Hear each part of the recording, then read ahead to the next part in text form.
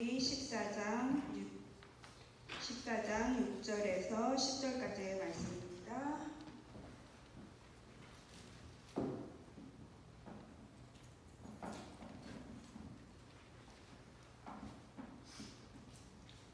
다 찾으신 줄 알고 공독하겠습니다.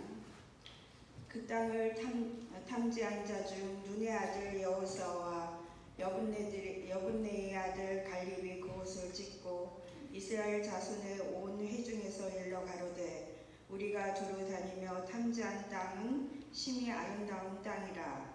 여호와께서 우리를 기뻐하시며 우리를 그 땅으로 인도하시어 들이시고 그 땅을 우리에게 주시니라. 이는 과연 젖과 꿀이 흐르는 땅이니라. 오직 여호와를 거역하지 말라. 또 그 땅을 백성을 두려워하지 말라. 그들은 우리 밥이라. 그들의 구하시는 자들에게서 떠나고 여호와는 우리와 함께 하시느니라.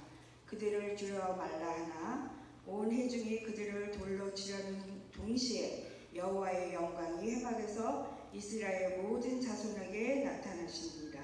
아멘. 앞을 못 보는 남편을 지극정성으로 잘 보살피는 부인이 있었습니다. 그 집을 가보면 언제나 모든 것이 잘 정돈되어 있어서 앞을 보지 못하는 사람이라도 필요한 것을 같은 장소에서 쉽게 찾을 수 있도록 되어 있었어요. 매인 남편을 돌보는 중에 힘들고 짜증스러운 일이 있을 터인데도 그 부인은 언제나 명랑한 목소리와 밝은 얼굴로 사람들을 대했습니다. 그러던 부인이 어느 날 몹시 어두운 얼굴을 하고 있는 것을 보고 이웃집 사람이 물었어요. 왜 그런 수심에 찬 얼굴을 하고 있습니까? 무슨 특별한 걱정거리라도 생겼나요? 그러자 그 부인이 대답합니다. 얼마 전에 의사가 다녀갔는데요. 우리 남편에게 당신의 눈의 신경이 살아있기 때문에 어쩌면 수술을 통해서 다시 볼 수 있게 될지도 모릅니다. 수술을 해봅시다. 그렇게 말하고 돌아갔다는 거예요. 아니 그렇다면 남편이 눈을 뜨게 된다는 말인데 그런 좋은 소식을 들은 분이 왜 그렇게 걱정스러운 얼굴을 하고 있습니까? 하고 묻자 사실 저는 보시다시피 못생겼잖아요.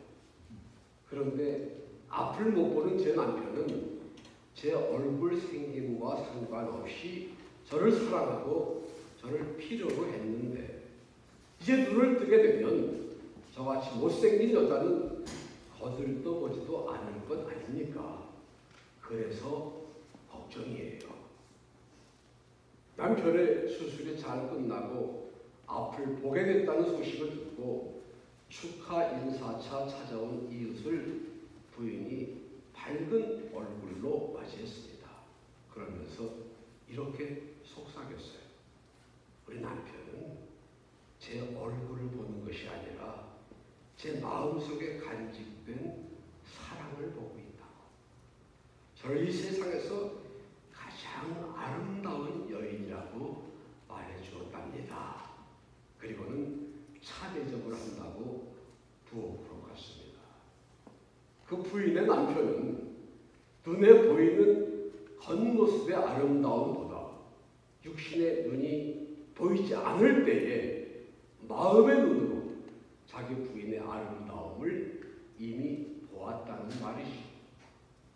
믿음의 조상 아브라함이 고향 갈대아 우르를 떠나 정처 없는 이민길에 올랐을 때에 그 조카 롯을 데리고 함께 했습니다. 처음에야 외롭고 낯설은 나그네의 생활에서 서로 의지가 되고 힘이 되었겠지만 세월이 흐르면서 아브라함은 아브라함대로 롯은 롯대로 그 소유가 많아져서 함께 살기가 서로 불편하게 되었어요. 아브라함과 롯은 그래도 삼촌하고 조카 사이니까 서로 이해하고 양보하고 참고 지낼 수 있다손 치더라도 목동들이 서로 다투는 일이 많아졌습니다. 그래서 아브라함의 조카 롯을 불렀어요. 롯아, 우리가 남이가 너하고 나하고는 어디서 산들 무슨 문제가 있겠느냐만 목동들이 자꾸 싸우다 보면 공연히 우리 사이까지도 불편해질 수가 있으니까 그렇게 되기 전에 무슨 수를 내야 되겠다. 자, 우리 앞에 넓은 땅이 있다. 네가 먼저 택해라. 네가 동쪽으로 가겠다고 하면 내가 서쪽으로 갈 것이다. 네가 왼쪽을 택하면 내가 오른쪽으로 가마. 롯도 마냥 삼촌 무슨 말씀을 하십니까? 죽어도 같이 죽고 살아도 같이 살아야지요. 그럴 형편이 아니라는 것을 잘 알고 있었습니다. 섭섭하지만 어차피 언젠가는 그래야 할 때가 올 테니까 말 나온 김에 떠나자 하고 눈을 들어 사방을 살펴보니 물도 넉넉하고 땅도 넓고 가축배를 기르기에 안성맞춤인 땅이 보였습니다. 롯은 주저함 없이 그곳을 택했어요. 아무리 삼촌이 먼저 택하라고 했다고 하더라도 아닙니다, 삼촌이 먼저 정하셔야죠. 그랬어야 되는데 롯은 자기 눈에 보이는 대로 마음에 드는 좋은 곳을 먼저 골라 잡았어요. 그러니 아브라함은 어쩔 수 없이 남은 땅을 택할 수밖에 없었는데 그 남은 땅이라고 하는 것이 말이 땅이지 돌과 바위 그리고 가파른 언덕 그런 곳이었어요. 저절로 나오는 한숨을 사귀고 있는데 하나님께서 아브라함에게 말씀하셨습니다. 너는 눈을 들어 너 있는 곳에서 동서남북 사방을 바라보라. 너는 이런 그 땅을 종과 횡으로 행하여 보라. 내가 그곳을 네게 주리라. 보기만 해도 한심한 그 땅을 하나님께서 주시겠다니 기가 막힐 일이지만 그래도 아브라함은 그곳에 제단을 쌓고 하나님께 제사를 드렸습니다. 육신의 눈으로 보기에 좋은 대로 롯이 선택했던 소돔과 고모라 넓고 비옥한 땅이기에 풍성한 소출이 있었고 번영과 풍요가 보장된 곳임에 틀림이 없지만 그 부요 뒤에 가리워진 소돔과 고모라의 죄악을 롯은 보지 못했고 따라서 소돔과 고모라가 죄악이 가득함으로 유황불에 멸망당할 때에 그의 모든 재물도 함께 불타야 했습니다. 롯의 아내가 그 재산이 불에 타 없어지는 것이 못내 아쉬워서 천사의 경고를 무시하고 뒤를 돌아다보다가 소금 기둥이 된 사실을 우리가 잘 압니다. 반면에 보잘것없고 쓸모없이 여겨졌던 땅이라도 하나님께서 나와 내 자손에게 주신 약속의 땅이라는 것을 믿음의 눈으로 바라보고 그 땅에서 그의 후손이 번영하는 것을 내다보면서 제단을 쌓았던 아브라함, 그 땅을 젖과 꿀이 흐르는 가나안 복지로 변화되게 하는 하나님의 놀라운 은혜와 능력을 체험하게 됩니다. 많은 사람들은 육신의 눈으로 보이는 세계가 전부인 것으로 생각을 합니다. 그러나 성경은 현실과 환경과 상황을 볼 수 있는 육신의 눈 외에 또 다른 눈이 있음을 분명히 말씀합니다. 불가에서는 해안이 있다고 말합니다. 지혜의 눈이라는 뜻이죠. 기독교에서는 영원, 신령한 세계를 헤아리는 영적인 눈, 하나님의 선들을 볼 수 있는 믿음의 눈을 말씀하고 있습니다. 흔히 눈을 마음의 창이라고도 하죠. 예수님께서도 눈은 몸의 등불이라고 말씀하셨어요. 신체의 부자유 가운데에 가장 불편하게 앞을 못 보는 것이라고 할 수 있습니다. 앞을 보지 못한다고 하는 것은 불행의 극치를 말합니다. 그러나 더욱 불행한 것은 육신의 눈으로 현실과 세상은 보면서 그 세상을 주관하시는 하나님의 섭리를 보는 신령한 눈, 하나님의 살아계심의 역사를 보는 믿음의 눈이 가려져 있다고 하는 점입니다. 오늘 본문 말씀에 나타난 기록은 이스라엘 백성들이 400년 동안의 애굽에서의 노예 생활을 청산하고 애굽 땅을 벗어나서 약속의 땅 가나안이 눈앞에 보이는 가데스 바네아라는 곳에 이르렀을 때의 일입니다. 이스라엘 백성들이 이곳에 오기까지 이미 저들은 수많은 어려움에 부딪혔었고 그때마다 저들과 함께 하시는 하나님의 놀라운 역사를 직접 보고 듣고 경험했습니다. 그리고 마침내 하나님께서 저들의 조상 아브라함에게 말씀하셨던 약속의 땅, 젖과 꿀이 흐르는 축복의 땅 가나안을 바로 눈앞에 두게 된 것입니다. 날아오는 400년간의 괴로운 노예 생활을 끝내고 무수한 역경을 거쳐 마침내 내 나라, 내 땅을 소유할 수 있다고 하는 사실이 저들을 한껏 들뜨게 했을 것입니다. 이제 마지막 다시 한번 확인하는 의미에서 12지파 가운데에서 대표 한 사람씩을 뽑아 12명을 가나안 땅에 정탐하러 보냈습니다. 정탐을 하러 갔던 12명이 40일 만에 정탐을 끝내고 돌아왔어요.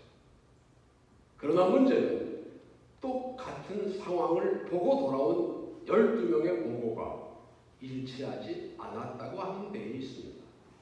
12명 중 10명은 이렇게 보고했어요. 당신이 우리에게 보낸 땅에 가보니 과연 젖과 꿀이 흐르는 땅, 기름진 땅 맞습니다. 그러나 그 땅에 사는 사람들, 아낙 자손들은 어찌나 귀골이 장대하고 성읍이 견고한지 우리는 도저히 저들의 적수가 될 수 없습니다. 우리 스스로가 보기에도 메뚜기 같은데 그들이 볼 때에 어떠하겠습니까? 그들이 본 바 가나안 땅은 축복과 약속의 땅이기보다는 죽음의 땅으로 받아들여졌습니다. 가나안 땅을 정복한다고 하는 것은 현실적으로 불가능하다고 보았다는 말이에요. 그런데 그때 12명 중 남은 두 사람 여호수아와 갈렙은 이스라엘 백성들 앞에서 담대히 외쳤습니다. 우리가 두루 다니며 탐지한 땅은 심히 아름다운 땅입니다. 하나님께서 우리를 그 땅에 인도하여 들이시고 그 땅을 우리에게 주실 것입니다. 하나님을 의심하지 맙시다. 그 땅 백성들은 조금도 두려워할 필요가 없습니다. 그들은 오히려 우리들의 답입니다. 하나님께서 우리와 함께 계시기 때문입니다. 똑같은 현실, 똑같은 상황, 똑같은 조건을 보고 온 여호수아와 갈렙이 어떻게 그처럼 정반대의 보고를 할 수 있었을까요? 그 이유는 분명하고도 확실합니다. 10명의 다른 정탐꾼들은 자신들과 가나안 땅에 사는 사람들을 비교하면서 힘과 칼의 현실만을 생각했습니다. 현실의 눈으로 볼 때에 도저히 상대가 되지 않는, 그래서 출애굽하여 여기까지 오게 된 근본적인 목적까지도 포기하고자 말할 수밖에 없었던 것입니다. 그러나 여호수아와 갈렙, 그들은 불가능한 현실을 나의 눈으로 보지 않았어요. 애굽을 출발하면서 오늘에 이르기까지 사막의 곤란과 맹수의 위험과 외적의 침입 속에서 저들을 능히 지키셨던 하나님의 능력과 약속을 신뢰하는 믿음의 눈으로 현실을 바라보았던 것입니다. 현실을 올바르게 보고 판단할 수 있는 것은 매우 중요한 일이지만 그 현실의 배후에서 과거, 현재와 미래를 주관하시는 하나님의 섭리를 볼 수 있는 눈이 없었기에 저들은 불안했고 두려울 수밖에 없었습니다. 그러나 여호수아와 갈렙이 담대하게 말할 수 있었던 것은 다른 사람보다 힘이 세거나 담력이 커서가 아니고 그들에게는 현실 너머에 살아계신 하나님의 역사를 내다볼 수 있는 눈이, 믿음의 눈이 있었기 때문이었습니다. 예수로 나의 구주 삼고 인내하신 구세주여 하는 세계 기독교인들이 가장 즐겨 부르는 많은 찬송가들 작사한 패니 제인 크로스비는 생후 6개월도 채 안 되어서 맹인이 되어 90평생을 앞을 못 보는 암흑의 세월을 보냈던 인간적으로는 매우 불행한 여인이었어요. 그는 세상을 보지 못하면서도 어떻게 그렇게 아름다운 찬송을 지을 수가 있었느냐 하는 질문에 하나님께서 내 육신의 눈을 거두어 가신 대신에 영안을 주셔서 내 육신의 눈으로 보지 못해도 나는 영안을 통해서 보여지는 아름다운 세계를 찬양할 수 있었다라고 대답을 했습니다. 그리고 감사했어요. 언젠가 내가 하늘나라에 가서 눈을 뜨게 되면 제일 먼저 볼 수 있는 것이 영광의 우리 주님일 것이다. 육신의 눈이 없어 이 세상을 보지 못하지만 그는 믿음의 눈이 있었기 까닭에 그 믿음의 눈으로 보이는 세계를 찬양할 수 있었습니다. 세상과 나는 간도 구속한 주만 보인다. 이 세상의 환경과 현실을 보는 육신의 눈 중요합니다. 그러나 그 눈으로는 보이지 않는 또 다른 세계가 있다는 것을 깨닫는 것은 더욱 중요합니다. 강대국 아람 나라는 눈의 가시 같은 이스라엘을 점령하기 위해서 여러 차례에 걸쳐 군사를 일으켰었습니다. 그러나 제 아무리 비밀리에 작전을 세우고 신속하게 공격을 하려 해도 번번이 허를 찔려 실패를 거듭했습니다. 그 실패의 이유가 이스라엘 사람들이 섬기는 신, 하나님의 사람 엘리사 때문이라는 사실을 알게 되었어요.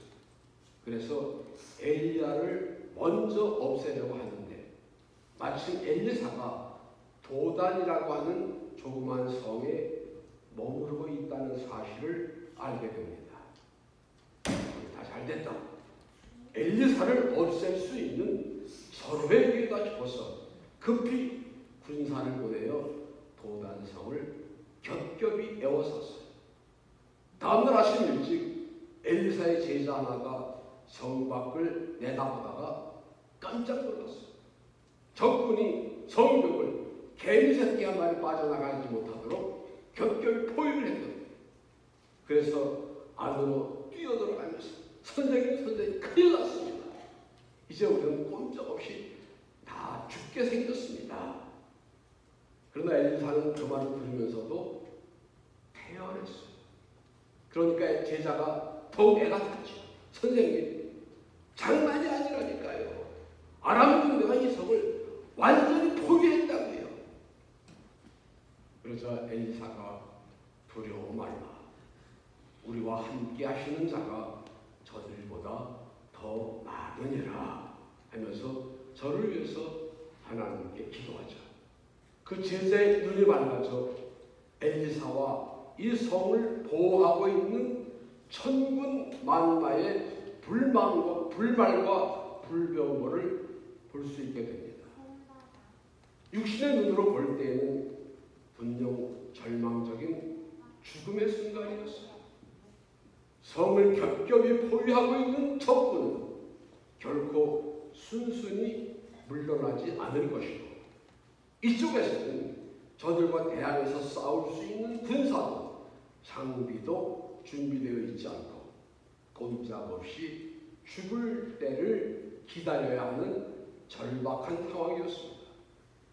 그러나 기도한 후에 신령한 눈을 떠서 상황을 봤을 때 그것은 절망도 죽음도 아니고 하나님께 영광과 감사와 찬양을 돌릴 수 있는 승리의 순간이었음을 보게 되었다는 말이에요. 여기서는 할렐루야 하는 겁니다. 육신의 눈은 외형의 아름다움이나 겉모습의 화려함을 보지만 믿음의 눈으로는 중심에 간직되어 있는 진실의 아름다움을 봅니다. 육신의 눈으로는 어려운 상황을 보고 쉽게 절망하지만 믿음의 눈으로는 그 상황의 배후에서 역사하시는 하나님의 전능하심을 보기 때문에 결코 포기하지 않습니다. 육신의 눈으로는 사람을 보기 때문에 상처받고 시험에 들지만 믿음의 눈으로는 합력하여 선을 이루게 하시는 예수님을 바라보기 때문에 어떠한 경우에서라도 흔들리지 않을 수 있습니다. 그래서 성경 히브리서 12장 2절에서 믿음의 주여 온전케 하시는 이인 예수를 바라보라 라고 가르치신 거예요. 육신의 눈은 우리 앞에 놓여있는 장애물을 보기 때문에 염려하고 근심하고 불평하고 원망하게 되지만 믿음의 눈으로는 최후의 승리를 약속하시는 살아계신 하나님을 보기 때문에 앞으로 나아갈 수가 있는 것입니다. 육신의 눈으로는 다른 사람의 허물이나 약점을 보기 때문에 비난하고 손가락질하지만 믿음의 눈으로는 그 연약함의 이유를 보면서 그 사람을 위해서 기도하게 됩니다. 육신의 눈에는 상대방의 티만 보일 뿐 자신의 눈에 들보는 보지 못합니다. 그러나 믿음의 눈으로 볼 때에는 다른 사람의 허물이나 죄가 십자가의 피로 가리워지기 때문에 예수님의 사랑만 보이는 거예요. 육신의 눈으로는 이 땅의 부귀와 영화와 권력을 보며 따라가기 때문에 결국 롯의 부인처럼 멸망의 길을 걷게 되지만 믿음의 눈으로는 영원한 하나님의 나라를 바라보기 때문에 복스러운 소망을 갖게 되는 것입니다. 우리가 당면하고 있는 오늘의 현실, 그것은 분명 밝고 푸르고 아름다운 것만은 아닙니다. 그러나 현실이 비록 억척스럽고 캄캄하다 할지라도 그 현실의 지평 넘어 지금 인류와 우리 사회, 우리 교회와 우리 가정, 그리고 나와 함께 하시며 변함없이 우리를 사랑하시는 하나님의 역사를 믿는 믿음의 눈을 가진 사람들에 의해서 현실은 정복될 것이라고 확실히 믿습니다. 그만할까요? 아멘을 안 하시니까 별로 하고 싶은 거 아니에요. 실상 우리의 문제는 이 현실 자체에 있는 것이 아니에요. 오히려 이 문제 많은 현실을 너도 나도 모르는 척, 못 본 척 외면하고 무관심해버리거나 도피해버리는 데에 있다고 봐야 할 것입니다. 아무리 고달프고 괴롭고 힘들더라도 현실은 결코 영원한 것이 아닙니다. 오히려 영원한 것은 현실을 초월하시는 하나님의 말씀이에요. 예수 그리스도께서 나를 위하여 죽으시고 부활하시고 그리고 다시 오심입니다. 이 사실을 믿고 영원한 미래를 바라보는 믿음의 눈을 뜨게 될 때에 현실은 비록 답답하고 슬프다 하더라도 괴로운 것만이 아니라 사랑과 진리로 변화시켜 가야 할 우리의 삶의 터전이 되어지는 것입니다. 그러므로 우리의 기도의 내용은 하나님, 이 괴로움, 이 슬픔, 이 안타까운 현실을 하루속히 물리쳐 주세요가 아니라 하나님 이 현실을 통해서 우리에게 보여주시고자 하시는 하나님의 뜻을 밝히 볼 수 있는 신령한 눈을 열어주옵소서. 가 되어야 할 줄로 믿습니다. 금년도 우리의 목표, 우리의 기도의 제목, 우리가 헤쳐나가야 할 일들, 교회의 부흥, 가정 문제, 사업 문제, 건강 문제, 재정 문제, 개인 문제가 장대한 안악 자손들처럼 우리의 앞을 가로막고 있는 것처럼 생각됩니다. 그러나 우리가 여호수아와 갈렙처럼 믿음의 눈을 떠서 하나님의 전능하심을 바라보게 될 때에 이 현실은 여리고 성이 무너지듯 우리 앞에서 여지없이 무너져 내리게 될 줄로 믿습니다. 믿음의 눈으로 바라보십시다. 우리 현실이 정말 그토록 어렵고 괴롭고 답답하기만 한 것일까요? 결코 그렇지 않습니다. 그럴 수 없습니다. 하나님께서 우리 배단의 가족 모두에게 신령한 은혜를 넘치게 하사 믿음의 눈을 뜨게 하셔서 우리 앞에 당면한 문제들을 능히 헤쳐나갈 수 있는 담대함을 주시기를 우리의 견고한 소망 되신 주 예수님의 이름으로 축원합니다. 기도하시겠습니다.